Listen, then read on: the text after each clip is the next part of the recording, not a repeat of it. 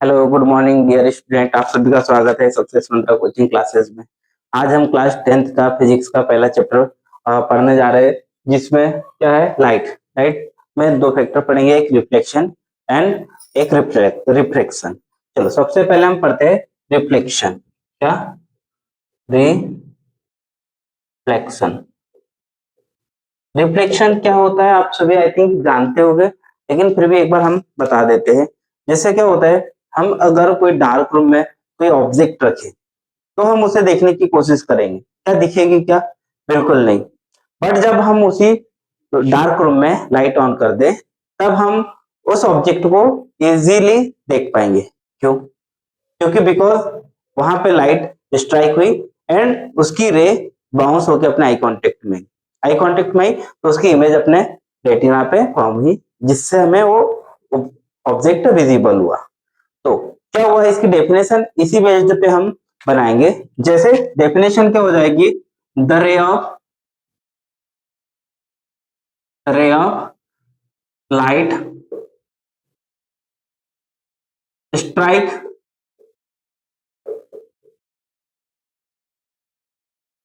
On smooth highly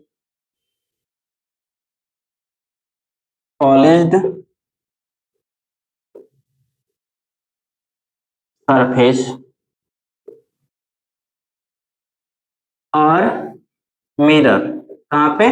या तो highly polished surface हो या तो मिरर हो, उस पर अगर कोई रे स्ट्राइक कर रही है, टकरा रही है, देन उसके बाद में सेम मीडियम में वापस आ रही है। जैसे यहाँ पे लिखेंगे mirror and bounced back in same medium. क्या हो जा रहा, कोई रे आई, ऑब्जेक्ट पे टकराई, देन सेम मीडियम में रिफ्लेक्ट होगी, तो उसे हम क्या बोलते हैं, रिफ्लेक्शन ऑफ लाइट। जैसे then it's called reflection of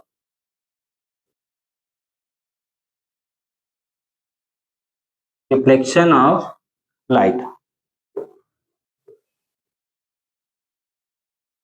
reflection of light. चलो, डेफिनेशन आई थिंक आप सभी को याद भी होगी और इजी भी है। जैसे क्या, कि कोई रे ऑब्जेक्ट पे टकराई, बाउंस होके अपने आई कांटेक्ट में आई, या किसी भी जैसे अदर के आई कांटेक्ट में आई, तो उसे रिफ्लेक्शन बोलते हैं। जैसे अब इसका डायग्राम की बात करें, तो डायग्राम कैसा होगा, जैसे हमारी एक हाईली पॉलिश्ड सरफेस है। क्या है? एक हाईली पॉलिश्ड सरफेस, जिसको हम पॉलिश कर रहे हैं, इसको क्या बोल देंगे, सरफेस। यहां पर कोई रे यहां से आई, टकराई, रे कौन सी होना चाहिए, लाइट, टकराई ये, और यहां से क्या हुई, बाउंस होके बैक सेम मीडियम में चली गई। क्या हुआ? बाउंस होके बैक सेम मीडियम में चली गई। यहां से हम एक नॉर्मल खींचेंगे, नॉर्मल होता है 90 डिग्री का, यहाँ पे हमने 90 डिग्री का नॉर्मल होता है। तो इस रे को हम बोलते हैं इंसिडेंस रे,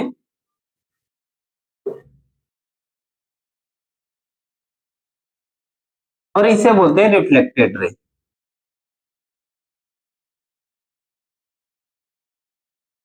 तो और इसे बोलते हैं नॉर्मल। इंसिडेंस रे एंड नॉर्मल के बीच फॉर्म होने वाले एंगल को हम रिप्रेजेंट करते हैं आई, बिकॉज इंसिडेंट एंड नॉर्मल के बीच में, तो आई से incidence angle. And normal and reflected ray के बीच फॉर्म होता है रिफ्लेक्शन एंगल, जिसे रिप्रेजेंट करते हैं स्मॉल आर से। तो चलो, रिफ्लेक्शन के दो लॉ है। फर्स्ट लॉ क्या है, angle of incidence and angle of reflection both are equal to each other. दोनों आपस में एक दूसरे से कैसे होंगे, इक्वल हो गए। फिर सेकेंड लॉ क्या हो जाएगा, इंसिडेंस रे, नॉर्मल और reflected ray all lie on same plane. सबके सब कहां पे हो गए, एक ही प्लेन पर। ऐसा नहीं कि कोई अनदर प्लेन है वहां पे जाके बेस्ड होगी, नहीं, सब एक प्लेन पे हो गए। तो हम फर्स्ट लॉ लिखते हैं, क्या है, the angle of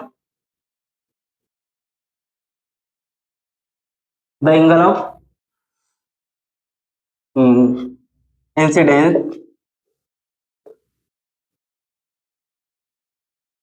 is equal to, आगे हमारे पास जगह नहीं है इसलिए यहाँ पर कर रहे हैं, the angle of incidence and the angle of reflection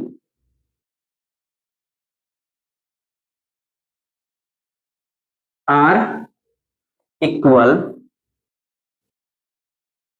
to each other. जैसे दैट इज करके हम लिख सकते हैं इसको, दैट इज क्या, एंगल आई इक्वल होगा किसके, एंगल आर के। चलो फर्स्ट लॉ तो आई थिंक सभी को समझ में आ गया होगा। बात करें सेकेंड लॉ की, तो अभी थोड़ी देर पहले हमको बताया था, ray of incidence, ray of reflection and normal to the surface at point are lie on same plane. ठीक, तो इसे लिखेंगे, the angle of, sorry angle वाला हो गया अपना, अपन क्या पढ़े रहे अभी, सेकेंड लॉ पढ़ रहे हैं, क्या, द इंसिडेंस रे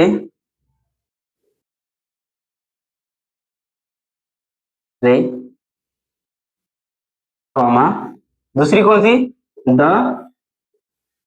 reflection ray and normal at the point of surface all lie on same plane. क्या हुआ बच्चों, देखो पहला लॉ तो इजी था, angle of incidence and angle of reflection दोनों आपस में इक्वल होते, बट सेकेंड लॉ क्या है, ray of incidence, ray of reflection and normal to the point of surface all lie on same plane, एक ही प्लेन पे सब, ठीक है। और डेफिनेशन भी बहुत इजी तरीके से आपने समझ लिए होंगे। अब हम कोई ऑब्जेक्ट, जैसे एग्जांपल मार्कर आप देख पा रहे हो, ठीक है, तो आपको विजिबल है, वाई, बिकॉज यहाँ पे लाइट प्रेजेंट है, लाइट क्या हो रही है, इस पे स्ट्राइक कर रही है एंड बाउंस बैक होकर आपके आई कांटेक्ट में आ रही है, इस वजह से मार्कर दिख रही है। अगर इस रूम की लाइट हम बंद कर दे, देन उसके बाद में आपको बोले कि मार्कर देखो, क्या देख पाओगे, क्या बिल्कुल नहीं। तो बस क्या कारण है कि हमें कोई वस्तु विजिबल हो, तो रिफ्लेक्शन, क्या, रिफ्लेक्शन ऑफ लाइट, जैसे ये आपको लिखना होगा तो आप स्क्रीनशॉट लेके लिख सकते हो। चलो ठीक है बच्चों, थैंक यू।